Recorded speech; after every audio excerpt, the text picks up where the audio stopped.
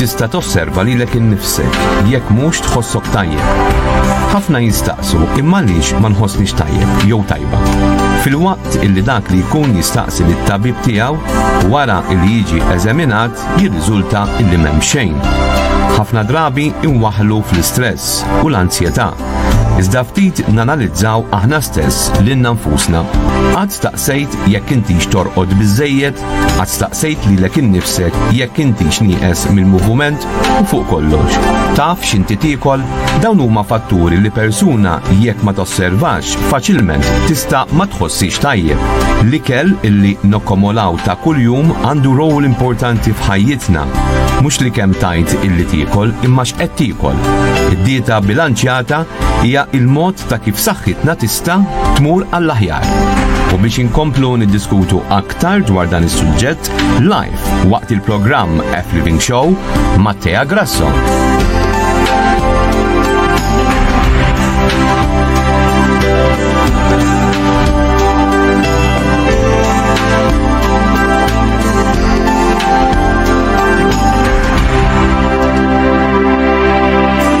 Ekku il-ħabib tagħna Matteos Grasso jinsab magħna. Kif inti ħabib? Tajjeb ħafna. Nirringrazzja. Grazzi dejjem lilek tal-istedina. Grazzi Napprezza ħafna. Nieħu gost ħafna li tkun miegħi. Anke l-istudio bla jtix f'dek law. Napprezza. Kull meta nidħol hekk ngħid kemm arja sabiħa. Grazzi. Nisperaw li wkoll nitrasmettu dil-arja sabiħa pożittiva lit-telespettaturi li jkunu qegħdin iseguna. Fil-fatt dak huwa sabiħ li tħossukom komdi anke kif titkellmu magħna u anke wkoll aħna magħkom suġġetti li b'xi mod jew ieħor joltu lil kulħadd b'mod partikolari f'dawn iż-żminijiet tas-sena, żminijiet sbieħ tas-sajf u xbera sħana fil-Gżejjer Maltin u Awċim, imma tajjeb illi wkoll nitrattaw suġġetti illi jolqtu lilna lkoll. Is-suġġett sempliċi kemm verament wieħed ifittex lilu nnifsu, jsib lilu nnifsu u ħadd ħliefek ma jista' isib lilu nnifsu das kemm tista' ssibu int. Dija xi ħaġa ovvja. Illum ħanorbod daqsxejn is-sessjonijiet kważi maqudin flimkien. Ma' Matteos ħan nitkellmu dan is-suġġett. U mbagħad ħajkolli miegħi wkoll aktar tard il-professur Alex Borg illi żgur iwassal messaġġi pożittivi u kemm huwa bżonn l-eżerċizzju li kelli li nieklu minħabba d-diffikultajiet fis-saħħa tagħna b'mod partikolari fil-qalb. U lejla ħar tal-programm ħajnaqat magħna l-konsulent psikjatriku l-professur Joseph Vella Baldacchino. Fejn għandna storja li ħanwassala lil props ta' persuna li nistgħu wkoll nidħlu fiha ta' ma jimpurtax. Ta' persuna illi xebat il-raġel tagħha jgħaddilha l-kummenti minħabba li hija qawwija. Ovvjament kull bniedem iħoss b'mod partikolari mara meta tibda tisma' lil żewġa forsi jitfal għal-botti u għax dik iżbaħ u għax isek hekk jew isek hekk dina qamet filgħodu u ddeċidiet li tibda dieta u d-dieta għamlitha stretta. Tant kemm għamlet dieta stretta illi affettwatilha wkoll is-saħħa tagħha. Spiċċat b'depressjoni u waħda mill-mistoqsijiet li ħassaqsi il-profs, il-mediċina, il-kura tad-depressjoni jekk mhux se terġa' twaqqagħha billi tiħxien minħabba li hemm tendenza li ċertu pilnoli ħaxnu l-dak li jkun. Allora dawk huwa mistoqsijiet għall-profs, però jien naħseb li tintaqa' magħhom dawn it-tip ta' każijiet. Mhux se ngħidlek kuljum imma kważi. Illi kumment Karl jista' jew ikissrek jew itellak. Ġifieri għandek min illi dak il-kumment li qala iġorru miegħu jissakka ġo fih jgħid jiena beżżula, jiena kundannata, jiena aħjar ma noħroġ mid-dar, jiena nispera ma jarani ħadd għax nistħi anke fir-ritratti, nistħi jarawni barra u jkompli nieżel. U hemm min jgħid dak il-kumment kien l-aħħar punt li kelli bżonn biex inqum minn dir-raqda li jilni fiha u nagħmel xi ħaġa bis-serjetà. Xi ħaġa bis-serjetà mhux biex impaxxi lil dak li jkun bil-fors, għax dak jista' jkun tajjeb illi jkun dak il-punt li tgħid issa qabbiżhomni dal-bniedem jew dil-bniedma. Jiena ma dil-bniedem jew ma dil-bniedma ma nimmaġranix nibqa' nqatta' ħajti m'iniex komda aktar xbajt dak kien jonqosni ħanagħmel li hemm bżonn. Jew jista' jkun tgħid isma' m'iniex dak l-istat. Però ħanuża din l-enerġija tajjeb illi forsi waslet għandi b'mod negattiv ħattalija biex jiena ninbidel. Biex jiena ngħid isma' jiena qomt minn hawn u ħannara tassew x'nista' nirranġa. Forsi min qalli l-kumment ma qalilix bl-iktar mod polit u li jgħinni, imma pjuttost tkissirni l-komment, però jiena tkissirti dak il-ħin, alright, issa ħanibni li nifsi billi tassew inħares lej x'nista' nagħmel aħjar matul il-ġurnata tiegħi u b'mod regolari. Ħalli kemm lilu nagħti risposta. Jew inkella kemm lilu ngħidlu grazzi tal-kumment jew lila. Tajjeb, u anke lil ħadd ieħor illi jiena nkun ta' ispirazzjoni għal ħadd ieħor. Għandna l-għażla, nisimgħu ħafna drabi fuq it-television ukoll, Karl, illi kważi l-ektar nies illum tarhom outspoken u liberi li jitkellmu u ma jisħux. U ma dawk in-nies li meta kienu żgħar pereżempju kienu jisħu ħafna. Jew għaddew minn bullying, jew għaddew minn xi episodji vera gravi. Fidik tagħmek illi mhux ġara li jott, però x'ħad tagħmel minn dak il-ħin il-qudiem. Dejjem għandek żewġ toroq x'tażel.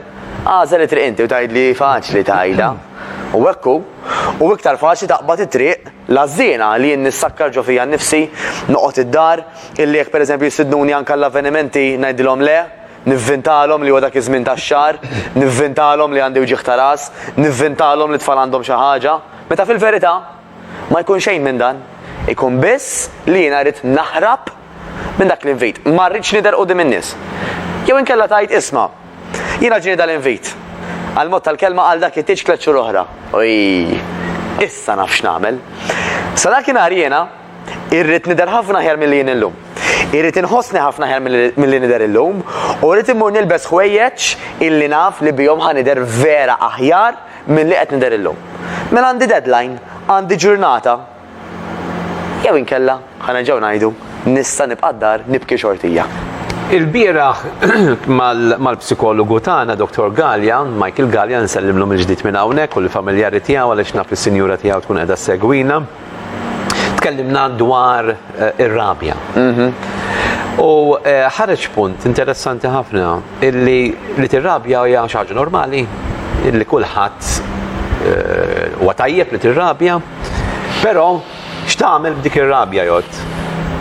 U hawnhekk naħseb illi ħareġ punt interessanti ħafna li illi persuna tiġi mkasbra jew inkella majera jozzikata, tirrabja għax ħoxna, għax hekk, għax kollox impaħpaħ, eċċetera, eċċetera. Dejjem qegħdin ngħidu dan bla ebda disprezz lejn minnu kuntent illi jħossu illi huwa qiegħed fil-glorja u ma jonqsu xejn. Anke l dawk li għandhom forsi xi piżejjed jew inkella li huma qawwijin. Aħna maħna ngħidu xejn minn dan, dawn huma nies kuntenti, però statistiċi u nies esperti jgħidulek illi l-ħxuna żejda mi tajba l-ħadd, dan huwa fatt. Imma hawn minnu kuntent. Fera. U allura r-rabja tista' tuża għall-vantaġġ tiegħek. Ekku. Illi tajt isma' għandek għażla, jew ir-rabja illi ħadd irribattija li toffendi tajjer dak li jkun, eċċetera. Jew ir-rabja titfaħħa ġo fik u allura inti aktar titkases l-isfel kif qed tgħid. Jew inkella dik ir-rabja ħatuħu vantaġġ minnha u ħatamel dik ix-xi ħaġa illi lilek ġellitek biex inti timprovja, timmiljora il-ħajja tiegħek. Inti semmejt l-Amerikani, semmejt il-magazine show. L-Amerikani wkoll jew Ingliżi insomma xi huwa sejjin bl-Ingliż għal qatt ma tista' tgħid. Għandhom terminu li vera joġobni, Karl. Action beats worry. Yes. U action builds on anger. Illi jekk ninnutaw li hemm komuni bejniethom daw hija l-kelma action, l-azzjoni li tagħmel xi ħaġa. Mela għandek min joqgħod jgħid Marelli minn xi xħanaddi jew Marelli jekk jiġri hekk jew jekk jiġri hekk. U peress li ma jagħmlu xejn fuqha, hemm ċans tajjeb li dik il-biża' ssir realtà. Però jekk inti tgħid jiena ħanara x'se nagħmel, jiena ħanieħu azzjoni. Jekk huwa piżejjed u qed idejjaqni, x'nista' nagħmel illum qabel għada biex nindirizza dik il-problema. Forsi wasal iż-żmien illi nibda minn sempliċement immur fil-cupboards u fil-friġġ u nara li huwa dak l-ikel illi flok ma jgħinni jagħtik issirni, illi flok ma anka qed jagħtini aktar saħħa, qed iġani nħossni aktar guilty wara li nieħdu. Jista' jkun li għandi xi ikel illi huwa volpi imma fuq barra bis-suf tan-naġa illi inti meta tiklu tgħid tal-erwieħ. Imma taf li biżmien iż-żmien qed iħaxxinni. Taf li malli niklu wara qed inħossni guilty ta' x'għamilt bidejja, forsi anke ħruq ta' stonku dardir, forsi anke xi diarea, ma nafx. Mela, x'azzjoni nista' nieħu issa jiena waqt li anke qed nara l-programm ta' Karl forsi malli jispiċċa. Nista' nqum minn hawn jiena nara daqsxejn għandi fil-cupboards u narmi dak l-ikel tgħidli da x'pasta żatajiet armi l-ikel, da x'disrispettu, hawn tant tfal imutu bil-ġuħ. U dik kienet tgħidili anke ommi, u nsellmilha minn hawn forsi qed tarana x'bħalissa qiegħda bil-lif. Illi hawn tant tfal imutu bil-ġuħ il-Brażil. U dak iż-żmien ta' tifelli kont ngħidilha, rajt, ġi ħankompli nikol mela avolja jiena mimli, avolja kważi mdardar bl-ikel. Però dak it-tifel tal-Brażil jiena, għamiltlu xi favur billi kiltu jien l-ikel. Għamiltlu favur kieku dak l-ikel b'xi mod wasallu. Mela alternattiva oħra hija dal-famuż food bank. Illi jekk aħna għandna xi ikel, tgħidli ma jekk ħajamel li ħażin l-għalija, mhux ħajamel ħażin lil dawk in-nies illi il-food bank qed jagħtihom l-ikel. Naqblu, it-sokkor qatt ma ħajamel ġid, però kemm jista' jagħmel aktar ġid lilhom li inqas trej u naqra milli jagħmel lilek illi inti diġà kilt biżżejjed u dak il-kaloriji żejda, dak ix-xaħam żejjed, dak it-sokkor żejjed, kompli jżidlek max-xaħam li għandek diġà. Mela, ejja niddeċiedu. Dak li kelli għandi d-dar. Għax id-dar qisu vending machine Karl. Però ħafna qar minn hekk għax vending machine forsi tniksek il-kuxjenza li qed titfala l-flus il-ħin kollu. Il-kabber tad-dar, issa lax strajtu ħin iklu danu. Mela għamel tindifa tal-kabert, hu azzjoni. Għamel tindifa fil-friġġ, hu azzjoni. Dak diġà ħajkun pass tajjeb. U għamel weda miegħek innifsek li minn issa l-qudiem fil-friġġ u fil-kabert jidħol ikel biss illi taf li inti ħajjejnek.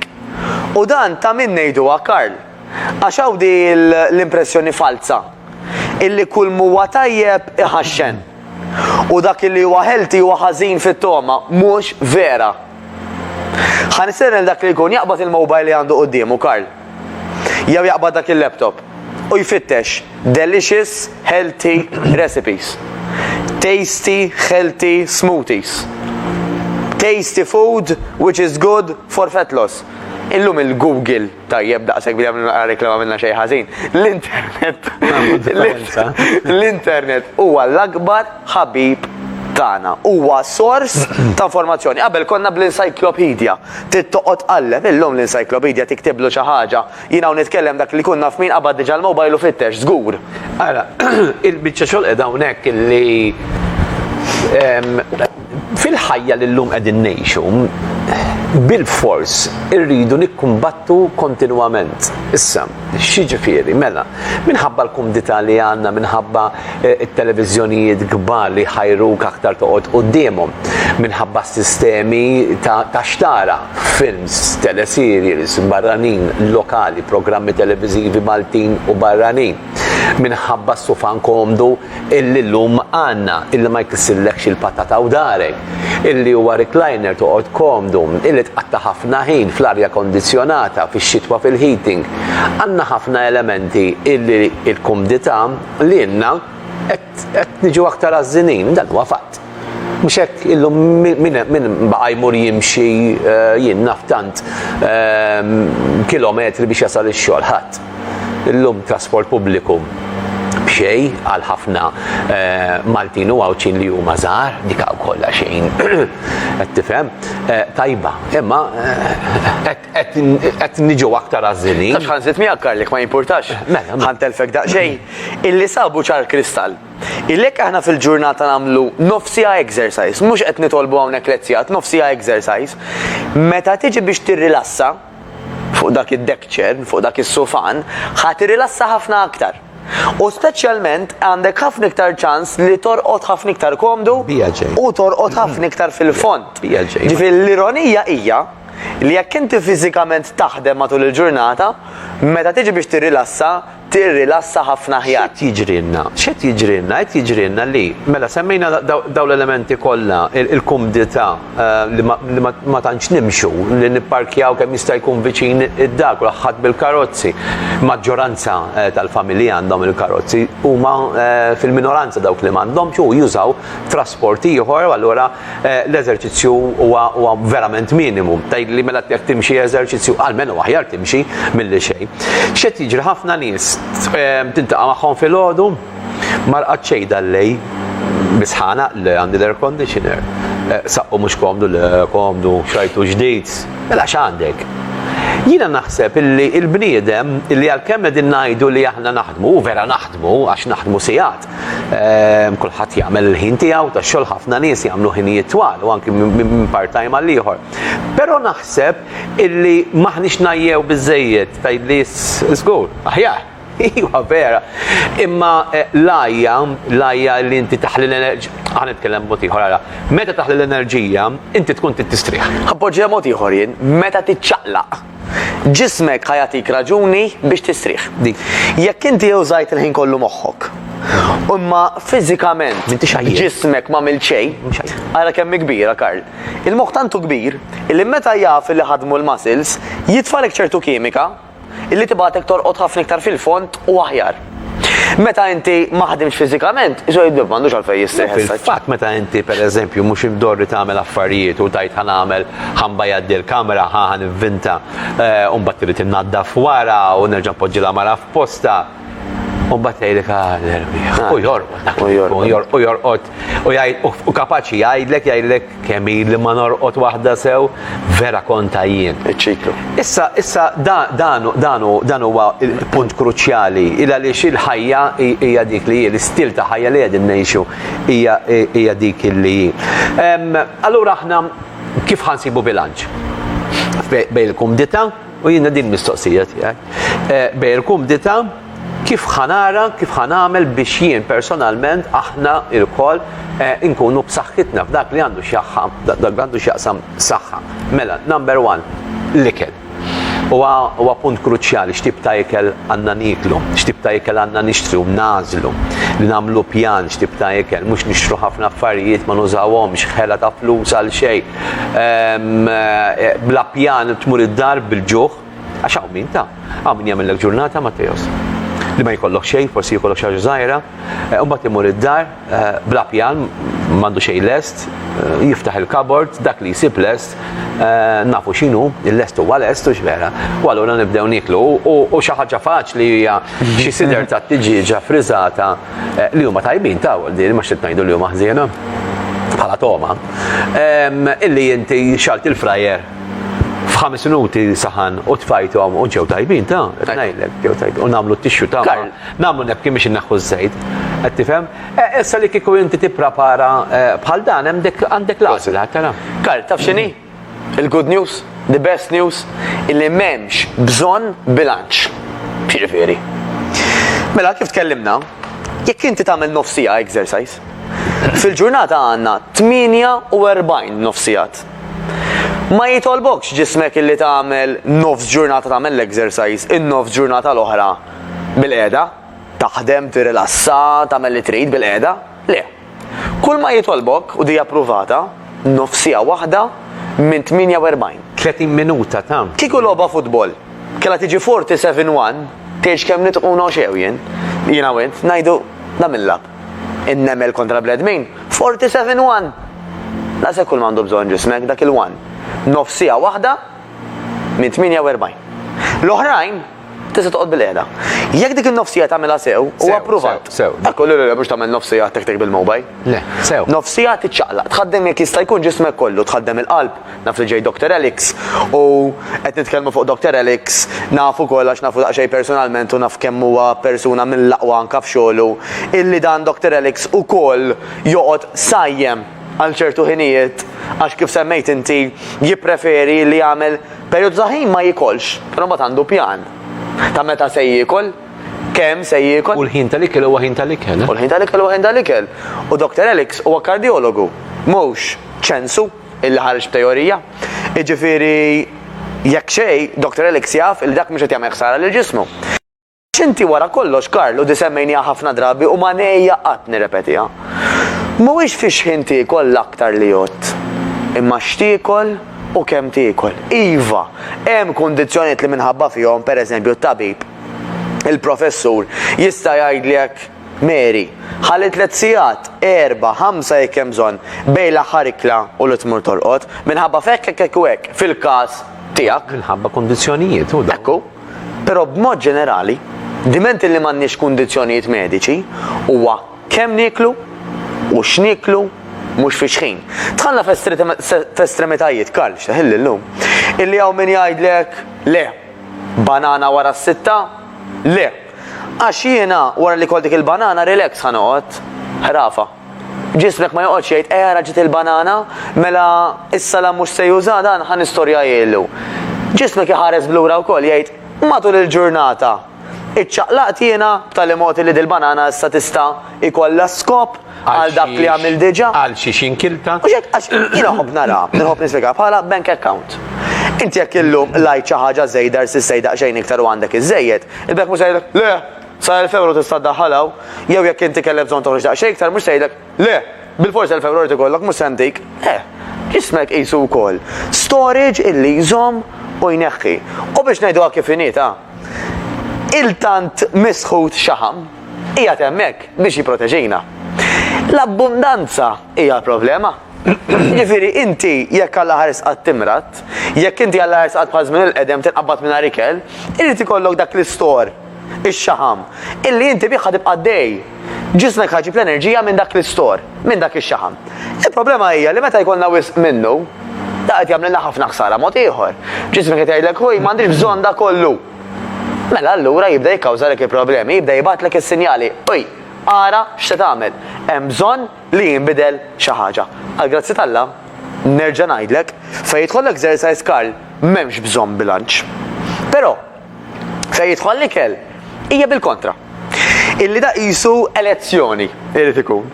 Illi il-maġġoranza assoluta ta' drabi li qed niklu importanti ħafna illi jkun ikel illi minkejja li huwa tajjeb ħanieħdu gost bih, irid ikun ikel illi normalment fih biżżejjed ilma.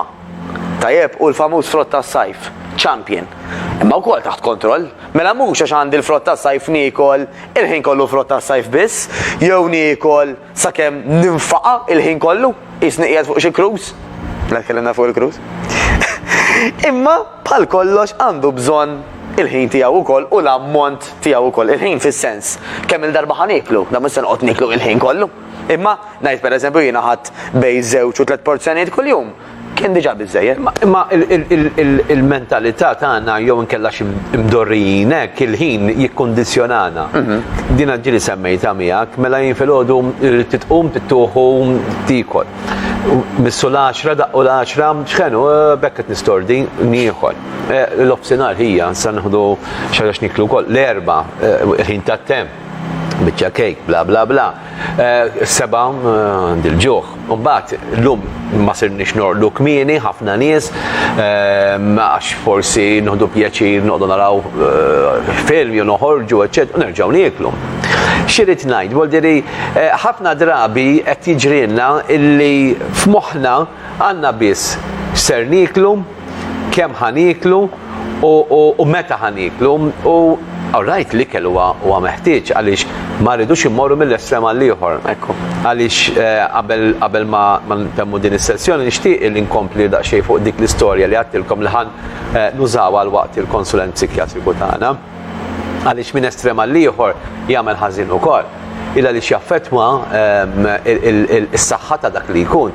Ma rridux naslu f'stat illi dak li jkun kull ma jikol jibda skużi jirriġettaħ jaqalaw jew inkella illi jikol ammonti tant zbilanċjati illi mhux biss ħajonqos imma wkoll ħajżbilanċjalu anke saħansitra is-saħħa tiegħu mentali.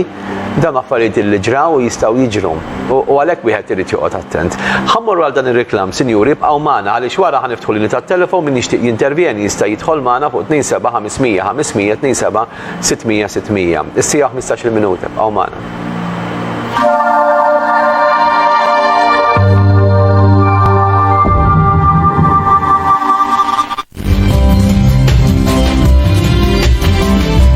Hamilton Travel iħabbru destinazzjoni ġdida bi cruise liner MSC Lirica li se jibda jidħol Malta kun nhar ta' ġimgħa bejn Ġunju u Settembru tal-2020. Dan se jsir fuq talba ta' bosta Maltin u Għawċin illi xtaqu illi jkun hemm cruise liner minn Malta għal Malta kull ġimgħa illi jsalpa lejn il-vant tal-Mediterran. Ir-rotta tal-MSC Lirica se tkun Sirakuża, Venezia, Dubrovnik, Korfu u Ċefalonia fi Greċja.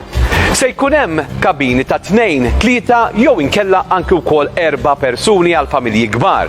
In-numri tal-kabini disponibbli kull ġimgħa ser ikun limitat għalhekk wieħed jagħmel sew illi jaħseb kmieni biex jibbokkja kabina f'dan il-cruise liner meravigliuż. Ta' kull ġimgħa ħajkun hemm tour leader ta' esperjenza li jirrappreżenta lil Hamilton Travel illi jakkumpanjakom tul il-ġimgħa kollha fuq dan il-cruise liner Lyrica. L-MSC Lyrica se jibda jitlaq minn Malta għal Malta kull nhar ta' ġimgħa cruise ta' 7 tiljieli. Jekk il-ħolma tiegħek tixtieq issir realtà, ċempel minnu fih lil Hamilton Travel. We make it happen.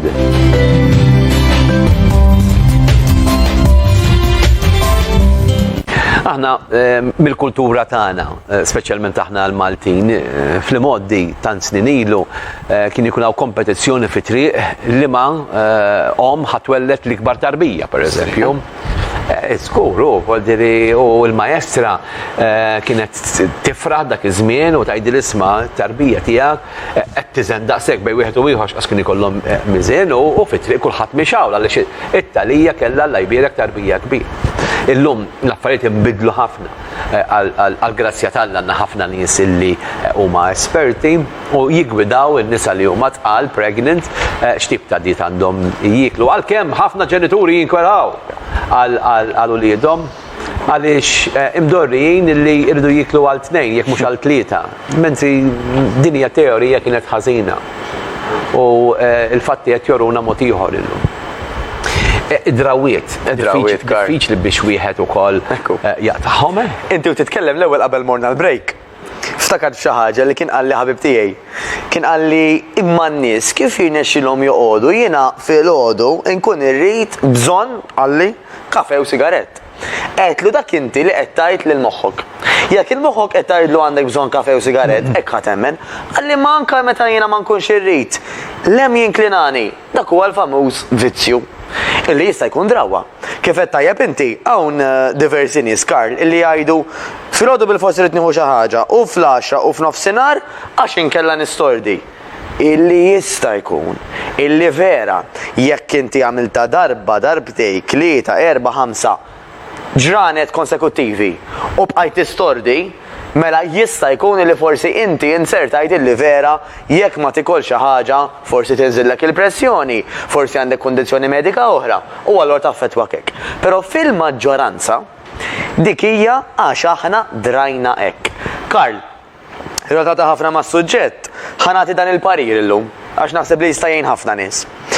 Illi jekk aħna nagħmlu regoli ta' fiex ħin nieklu, ħajjejna ħafna. F'liema sens. Mela jekk jiena ngħid pereżempju isma' jiena niekol pereżempju l-aħħar tlieta tal-ġurnata fit-8. Fit-8 u nofs magħluqa l-kċina. Kif jiena mort restorant, mhux se jsajruli, mela għalfejn għandi nitfisset u għax qiegħed id-dar wara 8 u nofs jiena u ma nafx qed nagħmel bidi, jew għax qed nara logħba futbol forsi qabditni tensjoni, jew għax hemm dak it-teleseries illi dik Madonna tal-ħniena issa qiegħda mal ieħor irid imur bil-fors niekol. Kieku qiegħda ġo restorant, nista' nagħmel hekk? Le. Mela qiegħda d-dar ma nistax. Però jista' jkun li jien għandi tuck shop viċin tiegħi, li dak it-tuck shop pereżempju jservi te u jservi pereżempju chewing gum. Mela jiena ħanħalli li nnifsi li wara 8 u nofs jekk ġietni xi leblieba mort għal xi bella te illi ħadd ikkalmani. By the way, hemm tejjiet u tejjiet ukoll, pereżempju hemm il-famuż green tea Karl, illi iktar ħajjistimulak, iktar isu ħajqajmek, mela mhux ħajjinek torqod. Però jien naf tejjiet bħal herbil u kamomilla. Mhux biss ħajjinuk biex inti tikkalma u tirilassa, imma ħajjinuk biex torqod aħjar. U anke l-famuż chewing gum, il-famuż chewing gum huwa magħruf. Illi inti waqt li jisek forsi qed tiżvoga, tajjeb, l-aħjar ikun sugar free, sabu li wkoll fil-maġġoranza tal-każi jaqta l-ġuħ. Issa min jgħidlek jien aktar jaqbadni ġuħ, mela jekk iktar jaqbdek il-ġuħ, tieħdux lilu. Fejn rid nasal Karl? Il-jekk għamilna regola, jekk ngħid jiena pereżempju ħanikol għal-mod tal-kelma bejn nofsinhar u 8. Mhux se noqgħod niekol qabel għandi biċċa stress fuq ix-xogħol, ħanara x'ħanagħmel qgħod immur nikol dak il-gallettini u nieħu mill-kejk tal-oħra li għandha l-birthday. Le. Jiena niekol bejn nofsinhar u 8. Tidħol f'dik id-disciplina Karl. Illi minkejja xorta qed tiekol kemm għandek bżonn, għax dak huwa importanti, inti ma ħallejtx lilek innifsek tiżvoga fl-ikel meta tkun jew stressjat, jew għajjien, jew nervuż, jew kuntent wisq. Għax dit tajba. Tallimna meta nkunu żgħar kważi Karl, illi nassoċjaw dak il-junk food store. Għandek il-birthday ħa nieħdok issa fil-praċett nieħdok fil-Griżma nieħdok dak it-tifel kif rabbejtu. Illi qed jassoċja il-ferħ u okkażjoni speċjali ma dak ir-ristorant tal-junk food. Bil-kontra dun nagħmlu. Illi t-tifel dun derruħ, illi jekku għamel tant xi ħaġa tajba, tajjeb, intuħ rigali illi nixtiequ li biżmien nagħlmuh jassoċja dawk ir-rigali Ma' affarijiet tajbin. ma' ferħ affarijiet tajbin. Xi pretendu? Illum sirna semmejta kemm darba miegħek Kaldi, iwa wara funeral imorru nieklu ukoll. Qed niċċelebraw dak li jkun kważi ħallina. All right, u qed nara l-fader hawnhekk illi jekk aħna nemnu illi wara dil-ħajja mħajja aħjar. Kulħadd għandu dritt jagħmel li jixtieq, imma mhux insibu kull skuża biex niffangaw iwa Donnu l-ikel, għax dinsemmu l-ikel, efimni. L-ikel huwa passion, għadirija jena ġuħana, l-ikel huwa passjoni, li tikol l-ikel tajjeb, illi tuħu gost tikol, għaw ħafna nies li verament, kullħat tħobb jikol, ma ħafna nies li verament jħobbu jiklu. Għana mux din najdu li ma tikolx, jew inkella l-ikel mhuwiex tajjeb, x'tip ta' ikel irridu niklu. Issa, sfortunatament, illum huwa aktar aċċessibbli ikel illi mhux daqstant huwa san. Mhux fit-toma nerġa' ngħid, xaw min jgħidlek mela pastis mhux tajjeb, u inti mhux bin il-pastizzija, mela. Iskolli tajjeb. Imma tieħu pastis mod u tieħu tużana mod ieħor. Ekku. Jiena kont meta kont dak iż-żmien il-kafetterija ta' minn 20 sena, kien hemm nies li jiġu jixtru 6 jew 8 pastizzi. U dana kont ngħid imma dalihom jikluhom kollha. U Karl, ħanerġa' ngħidlek. Imma kien hemm xi wieħed jew tnejn. Ħanerġa' nsemmi l-qofol. L-azzjoni, x'nistgħu nagħmlu jiena u inti biex nikrew dik il-puxjatura illi permezz tagħha anka dawn l-affarijiet li huma aktar healthy ikunu aktar available u jkunu forsi anke arħas fil-prezz. Għax argumenti li nifhmu ħafna huwa imma jekk ikol healthy huwa aktar expensive mill-imbarazz. Huwa minnu da. Bil-fors, ħanajdlek għalfejn. Għax number one tista' tagħmel inqas minnu. Mela inti jekk inti kumpanija tikra ċertu healthy food, ma tistax tagħmel bil-massa bħalma inti tagħmel laġin proċessat. Imma jisegħux ma jimxix. Dik hija. Sa ftit żmien ilu, Karl, il-bdiewa ma kinux irabbru brokkoli hawn Malta. Pereżempju. Kien hawn dik il-puxjatura, dik ir-request għal brokkoli u llum kullum kien isibu l-brokkoli. L-istess ta' hemm anke għażliet tgħidli imma il-frisk dejjem frisk naqblu. Imma hemm għażla ta' ikel li huwa friżat. Tajjeb, hemm għażla ta' ikel illi huwa aktar healthy minn ieħor, da bħal kollox fil-ħajja, bħal klassifika tal-futbol. Għandek min jiġi l-ewwel, it-tieni, it-tielet, ir-raba' u l-aħħar. Jekk jiena m'għandix the best option available, ma nistax immur ikċina issa u nagħmel ikla bnina friska kollox lest, ħammur għal the second best option. Jista' pereżempju nsib servizz li wassal l-ikel id-dar ta' healthy food. Jekk dik is-second best option mhux available laqqas. Nista' jiena pereżempju niftijem mal-kunjata jew mommi illi sajjar li healthy food. Jekk dik mhux available laqqas, x'nista' nixtri minn is-supermarket illi forsi anke supermarkets by the way illum għandhom kċina isajrulek. Tista' tmur anke inti ġo restorant tgħidlu isma' jiena ħnaddi għal take away, preparari dik it-tjali ikla u kilta. Pereżempju, għax hemm l-għażla. Mhux hekk. Anka semmejt supermarkets illum, supermarkets illi tista' tmur tixtri l-ikel msajjar lest wadiri, imma għandek l-għażla. Wadiri għandek kontenetur kollu ħaxix, kif semmejna l-brokkoli, brunġiel, arabali, bżali kolorit, kollox griljat. Għandek it-tiġiġa, per eżempju, għandek is-sider tat-tiġiġ, ma mat għandek l-ġejn. Mux ħażin tajjeb, ma għandek il-patata, mux ħażina tajba.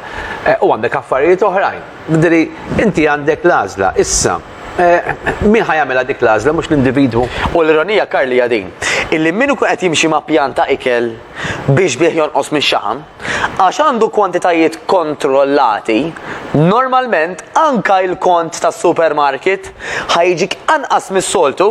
Għalix? Għaxa fuq dak li kellu aktar nutrittiv u aktar expensive ħanuża dik il-kelma, għax inti ma xtrajtx fil-kwantità, inti anka frankajt il-flus għal rilonija tal-ħaġa. Waqt li mbaġġi li tara super trolleys, tex kemm ġini dal-kont u jekk tasax fih dak ħlif. Ma jkunx hemm. Ok, ħanibdew nagħmlu daċi il-konklużjonijiet tagħna għal din is-sessjoni. Innaċċen aħna qegħdin nippruvaw hawnhekk flimkien mal-espert f'din is-sessjoni, Mattejus, huwa illi l-għażla hija tagħna. Madanna kollu għalkemm wieħed irid jażel x'tip ta' ikel jiekol, kif jiekol, meta jiekol, x'tip ta' ikel jixtri biex isajjar jew nkella x'mezzi ta' alternattivi jista' wieħed ikollu biex jiekol. Hemm ukoll il-parti l-oħra, illi hija il-parti ta' l-eżerċizzju. Dawn huma affarijiet li jmorru fl-imkien u importanti bħal meta għandek xi ħaġa illi ma tistax tifforma koppja jekk m'hemmx persuna u persuna. Għadiri l-istess ħaġa, tant kemm huma intimi daw l-affarijiet fl-imkien l-ikel u t-tip ta' eżerċizzju illi finalment l-equals tagħhom, ir-riżultat tagħhom huwa saħħa aħjar fuq l-individwu illi dawn irdu jmorru fl-imkien. Issa, l-ikel għandna ċans illi aħna nistgħu nikkontrollaw. L-eżerċizzju mhux kulħadd jista' jagħmel l-istess eżerċizzju. U hawnhekk għandek il-dilemma, isma' jien nista' nikkontrolla l-ikel iva. Jien nista' nagħmel ċertu eżerċizzju li ma niflaħx nagħmel le.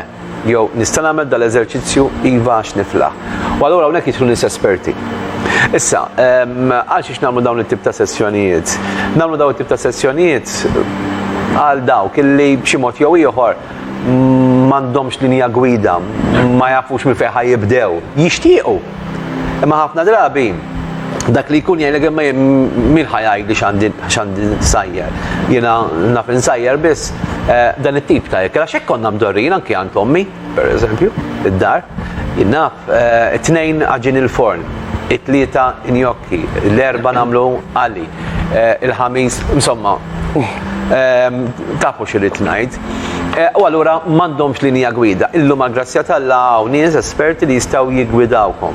Tajjeb forsi tkun daqsxejn diffiċli għall-bidu biex iddawwar il-menu tal-familja tiegħek imma b'xi mod jew ieħor tirranġa ta' u ndiri jibqgħu fiċ-ċert. U mhux jaq. La jaqħassu ta' dam x'jaq. Qatt duqtu tajjeb hekk jew tomo ta' xejn. Tomo ta' xejn għax tagħmlu int. Jew nkella x'tawulek tomo ta' xejn. Għax illum hawn ħafna ħwawax tista' tagħmel mal-ikel. Insomma, nagħti spjegazzjoni fuq l-ikel. Li rrid ngħidu illi hawn min lest li jgħinek. Bħal kull ħaġa oħra. Bħal meta inti klif ċertu spiritwalità, tajjeb u tmur għand persuni bħal Fader Mario li ħajnaqat magħna bħalissa biex jipprova jgħinek terġa' takkwista dak li tlift lura. U l-istess ħaġa nies bħal Mattejus, nies oħrajn li huma involuti f'dan il-qasam qegħdin hemm biex jgħinuk. By the way, id-Dipartiment tal-Promozzjoni tas-Saħħa jagħmel minn kollox biex jipprova jwassal messaġġ. Tajjeb, bodi is-servizzi hemm qegħdin ukoll. Però hemm servizzi oħrajn li huma personalizzati iżjed u forsi hawnhekk nagħmel l-appell min jixtieq aktar informazzjoni jidħol fuq is-sit tagħna fliving.tv jista' jċempel ukoll fuq 21664566 extension 111 biex ikellimna b'mod konfidenzjali u aħna ntuh l-informazzjoni. Aħna qegħdin hemmhekk biex ngħinu lil dak illi jkun li jixtieq li jagħmel l-ewwel pass. Il-bieraħ ħabiba tagħna Joyce li intervenit waqt il-programm qalet biex nitla' fuq il-bejt irid nagħmel l-ewwel pass mit-tarġa ta' isfel. Jekk ma tibdix dak l-ewwel pass ma tasax fuq il-bejt. Naħseb illi huwa punt kruċjali. Imma wkoll irdu nagħmlu ħilitna kollha biex niċċaqalqu nagħmlu l-eżerċizzju. Kollox jibda minnek. Trid tiddeċidi jekk vera xbajt hemm x'tista' tagħmel. Kif edna, jekk tħares imqar tibda tolli daqsxejn wiċċek u ddawra madwarek tajt jien hawnhekk f'dal-kabord, f'dal-friġġ, x'hemm li qed ifixkilni. X'hemm li t-triq tiegħi flok ma tkun lixxa jiena stess qed nagħmilha mħarbta, qed nagħmilha aktar diffiċli, qed nagħmilha aktar kontrija. U nibda nikklirja naqra, nibda nsewwi naqra dawk il-ħofor. Tajjeb. Issa, inti semmejt punt mill-aqwa u l-politiċi, Karl, jitkellmu ħafna fuq kwalità tal-ħajja aħjar. Kwalità tal-ħajja aħjar mhux biss kemm ikollok flus fil-but, għax da jista' jkollok inti il-flus fil-but. Imma jekk m'intix kuntent, jekk inti m'intix tħossok tajba miegħek innifsek dak il-flus ma jistgħux jixtrulek il-kuntentezza. Daħad ma jgħid ħalħalsek, ħalli tagħmilni happy. Le, minnek trid tiġi.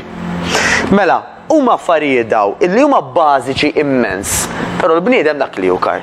Il-bniedem huwa x'jiekol, kif jiċċaqlaq u kemm jiċċaqlaq, kif jorqod, kif iqum, x'jixrob u x'arja jieħu. Wara kollox, jekk taqbad dawn l-affarijiet u toħodhom miegħek x'imkien ieħor, dawk huma l-affarijiet li ħajżommu kajjin, mhux il-flus. X'qed nipprova ngħid? Il-flus mhux importanti u żgur mingħajrhom ma nagħmlu xejn. Kieku jiena pereżempju Karħal Armija onestament m'għandix il-flus, jien ma sax niġi hawn għax kieku jrid inkun hemmhekk fejn nagħmel xogħli nitrenja lin-nies. Imma għax għandna coaches li nista' nafdhom ngħid dawk huma imħallsin biex jagħmlu xogħolhom jiena nista' ġi fuq il-programm tiegħek. Il-Knisja li stess qed nara l-Fader Mario, kieku l-Knisja m'għandix ir-riżorsi, m'għandix il-flus, kieku forsi għandha kappella waħda x'imkien u ħadd ma jaf biha.